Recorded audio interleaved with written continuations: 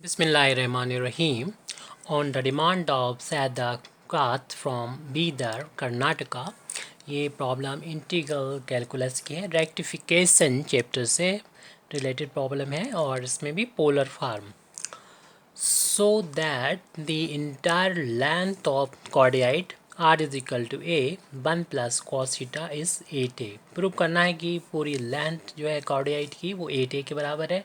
इस क्वेश्चन को ऐसे भी पूछा जा सकता है कि find the perimeter of the cardioid, या ये 8a के बराबर प्रूव करने के लिए दे सकते हैं.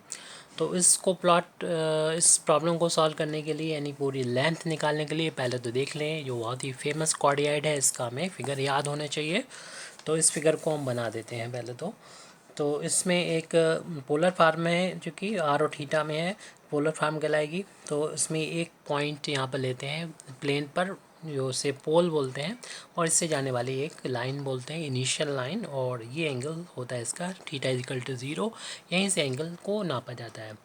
क्योंकि ये प्लस है तो ये इस तरफ बनेगा ज़्यादातर पोर्शन इसका, यानी इस तरीके से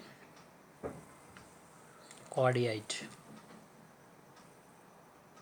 यानी हर्ट जैसा है, ये हर्ट जैसा है इसलिए कॉर्डियाइड बोला जाता है. और ये प्लस है तो ये राइट हैंड साइड में ज़्यादातर इसका पोर्शन होगा. तो ये डिस्टेंस होती है इसकी 2a के इक्वल होती है. और इस पॉइंट के कोऑर्डिनेट लिखें तो आर कामा थीटा, आर की वैल्यू ये पोल से ये डिस्टेंस होती है आर, यानी 2a के बराबर है. और थीटा यानी इस लाइन इनिशियल लाइन के साथ एंगल इसका 0 है तो ये 0 हो जाएगा. और फिर यहाँ पर देखेंगे थीटा इस वाली लाइन को यानी ये वाई एक्सिस के करस्पॉन्डिंग होती है, लेकिन थीटा इजिकल टू π/2 लाइन है ये. तो इसमें अगर थीटा जैसे कि अभी हम लोगों ने थीटा की वैल्यू 0 रखी यहाँ पर, तो आर इजिकल टू हमारे पास ये कर्व है 1 प्लस का कॉस थीटा. तो इसका अगर हमें पूरा ट्रेसिंग सीखना है तो उसके लिए डिमांड कर सकते हैं ट्रेसिंग, जो कर्व ट्रेसिंग है उस चैप्टर से. और फिलहाल अभी हम रफली इसको बनाते हैं. थीटा बराबर 0 जब रखेंगे कॉस 0 की वैल्यू 1 होती है तो 1 1 2 हो गया, तो इस तरीके से 2a, यानी इस डिस्टेंस को अगर a माना जाए तो ये भी a हो जाएगा, तो टोटल 2a हो गया. तो इस तरीके से 0 रखने पर 2a मिला.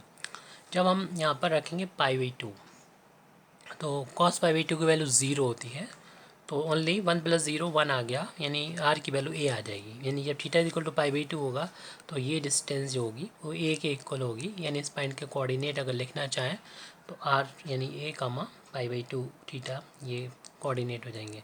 और जैसे जैसे हम थीटा की वैल्यू बढ़ाते जाएंगे वैसे वैसे, यानी थीटा की वैल्यू 0 रख के आर जैसे जैसे थीटा की वैल्यू बढ़ती जाएगी बढ़ते हुए π/2 ही, और फिर आर की वैल्यू यहाँ पर a हो जाएगी. आर की वैल्यू बढ़ती रहेगी और सॉरी थीटा की वैल्यू बढ़ती रहेगी, आर की वैल्यू कम होती रहेगी. जब थीटा इज इक्वल टू हम पाई रखेंगे तो कॉस पाई की वैल्यू -1 होती है, तो 1 - 1 0 हो जाएगा, इसलिए आर की वैल्यू इस पॉइंट पर 0 हो जाती है. तो ये इनिशियल लाइन के ऊपर वाला पोर्शन हो गया. और चूँकि ये कर्व थीटा सॉरी पोल के अबाउट सिमेट्रिकल है, तो जैसे सॉरी इनिशियल लाइन के अबाउट सिमेट्रिकल है, इसलिए जैसा ये ऊपर बनेगा वैसे ये नीचे बनेगा. इस तरीके से होल कर्व ये है, इसकी लेंथ हमको फाइंड करनी है, यानी ये टोटल लेंथ कितनी होगी. तो हम सिर्फ लेंथ निकालेंगे, यानी यहाँ से लेके यहाँ तक की, यानी जो इनिशियल लाइन है इस लाइन के ऊपर की लेंथ निकालने के बाद इसमें 2 से जब मल्टीप्लाई करेंगे तो होल लेंथ निकल आएगी. तो किसी भी लेंथ को निकालने के लिए अगर पोलर फॉर्म है तो हमें इसका डेरिवेटिव की ज़रूरत पड़ती है, तो इसलिए इसको डिफ्रेंशिएट कर देंगे थीटा के रिस्पेक्ट में. आर थीटा का फंक्शन है, ये कांस्टेंट है, बाहर ले लेंगे. 1 का डिफ्रेंशिएशन 0, कॉस का माइनस का साइन थीटा हो जाएगा डिफ्रेंशिएशन, मैंने माइनस का a साइन थीटा, ये dr/d थीटा की वैल्यू मिल गई है. इससे हम निकाल लेंगे whole length of the कॉर्डियाइड.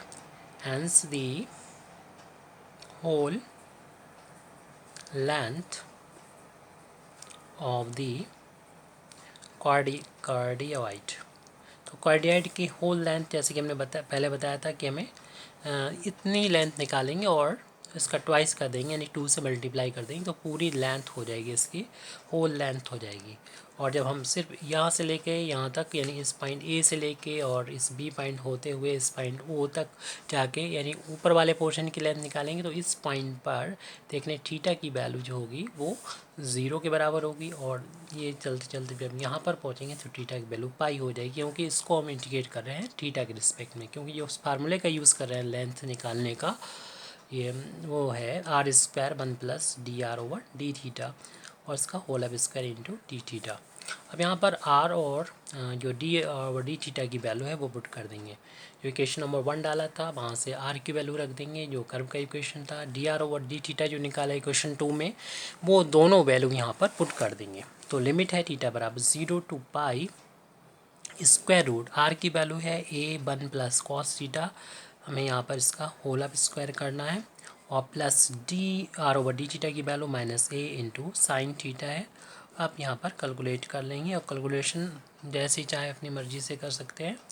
To limit 0 to pi square root या होल अब स्क्वायर ओपन करेंगे तो ए का स्क्वायर ए स्क्वायर हो जाएगा, और इस ब्रैकेट का जब स्क्वायर करेंगे तो फर्स्ट क्वांटिटी का स्क्वायर प्लस सेकंड क्वांटिटी का स्क्वायर प्लस दोनों क्वांटिटी का इंटू का ट्वाइस हो जाएगा, और प्लस माइनस का स्क्वायर प्लस हो जाएगा ए का स्क्वायर ए स्क्वायर, और ये साइन का square sine square theta into D theta is equal to 2 times 0 to pi square root A इन दोनों में से बाहर हो जाएगा, और ये बचेगा हमारे पास 1 प्लस का कॉस स्क्वायर थीटा प्लस का 2 cos theta plus sign square theta, और ये डी थीटा लास्ट में लिख देंगे। ये cos square theta plus sign square theta की वैल्यू जो होती है वो हम लोग जानते हैं कि 1 के इक्वल होती है, तो इस तरीके से ये 1 लिखा है, और cos square theta plus sign square theta again ये 1 हो गया, और प्लस 2 कॉस थीटा यहाँ पर हमने लिख दिया डी थीटा, ये 1 1 2 हो जाएगा, और इसको बाहर लिख लेंगे 2a।